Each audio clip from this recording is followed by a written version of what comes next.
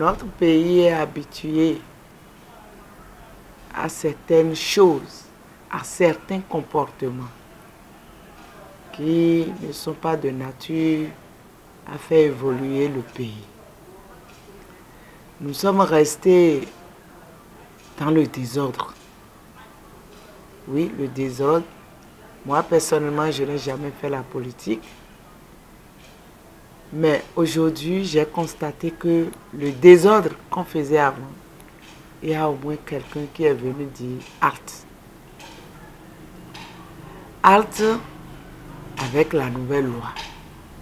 Et nous avons eu notre quitus.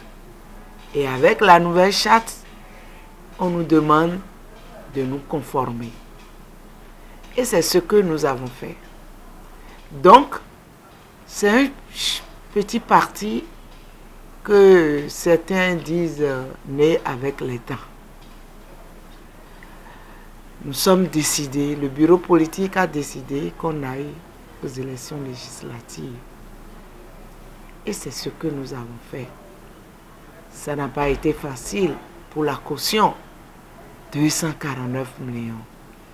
Un pays si pauvre. Mais le parti, avec ses militants, se sont efforcés pour que nous donnons et que nous ayons la quittance de 249 millions. Ce que je n'ai pas admiré du tout, c'est que dans la loi, je ne sais pas, je n'ai pas encore lu, on dit quitus fiscal. Et dans cette variante de quitus fiscal, j'ai constaté qu'il y a de la jalousie. Il y a de la jalousie. La jalousie ne doit pas primer sur la loi. Donc, des gens, on leur dit d'aller à tel endroit pour faire les formalités. Vous allez là, on ne vous verra même pas dans leur base. Donc, tous les candidats ont subi. Je suis vraiment peiné de voir qu'on nous reproche encore des choses. Et ces choses qu'on nous reproche, cela signifie que au niveau de la Sénat, la confidentialité n'existe pas. Parce qu'on dit, nous avons fait doublon. Et les militants dont on parle sont nos militants qui sont des membres fondateurs. Comment un membre fondateur peut nous donner des dossiers et nous allons dire qu'il a donné ça ailleurs? On ne sait pas ce qui s'est passé. Donc c'est tout ce qu'on nous reproche à nous, Moelle Bénin. Et à cause de ces doublons, nous avec le PRD a présenté les mêmes personnes comme nous. Or, ces personnes sont nos membres fondateurs. Donc, on nous a éliminés pour ça. Et je trouve que la Sénat est dans ses droits. C'est la loi qui l'oblige à le faire. Je ne le condamne pas. Mais il y a la loi, il y a l'esprit de la loi. Donc, nous nous trouvons aujourd'hui en face d'une situation que je n'ai jamais vue. J'espère que les plus expérimentés en matière de politique, ils vont réfléchir pour que le pays s'en sorte. Mais moi, si d'aventure,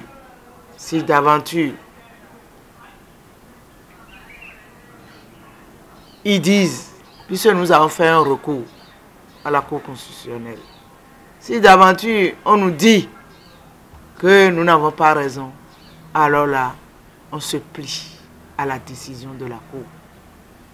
Et aller aux législatives n'est pas une fin en soi quand même.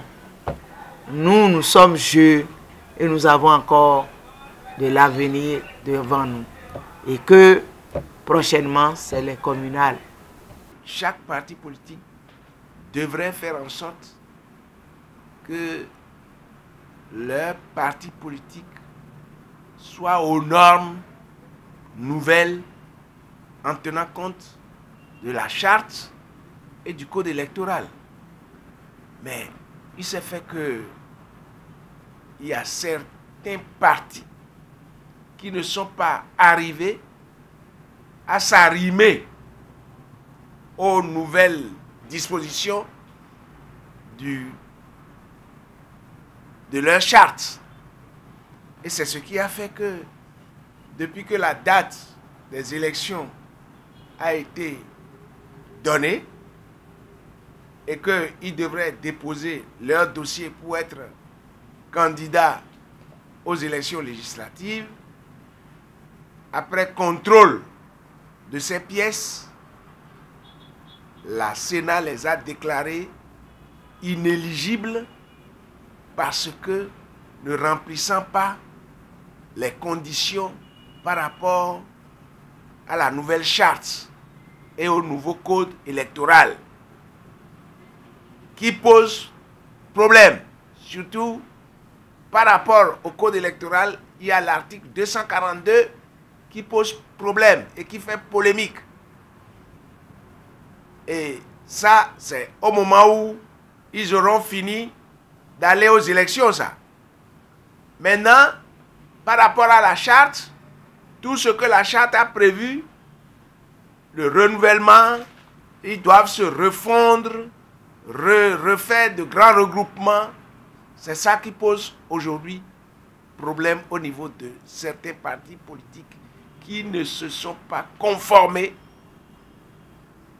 à la nouvelle charte. Et c'est pourquoi la Sénat les a déclarés non partants. Et on a déclaré que 2 regroupements. Et ces 2 regroupements sont les regroupements qui sont du côté de la mouvance présidentielle. Mais nous disons, nous sommes dans un pays de multipartisme. Et qu'il faille revoir les choses pour que ce qui les bloque par rapport au fait qu'ils n'arrivent pas à respecter les nouvelles conditions, il faut essayer d'avoir un consensus. Parce que le consensus a été déclaré valeur constitutionnelle dans notre pays.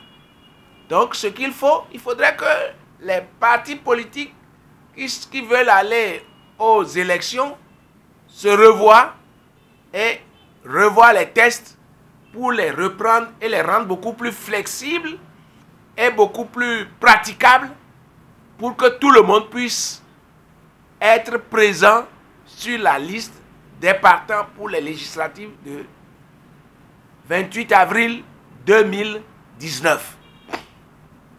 Il faudrait que ceux qui ont écrit la loi là, ceux qui ont écrit la charte, telle que l'a dit le chef de l'État, ils n'ont qu'à se revoir entre eux pour rendre la charte beaucoup plus flexible, beaucoup plus adaptable à la situation pour que tout le monde, comme d'habitude, puisse participer aux élections et que ce ne soit pas un camp seulement qui participe aux élections.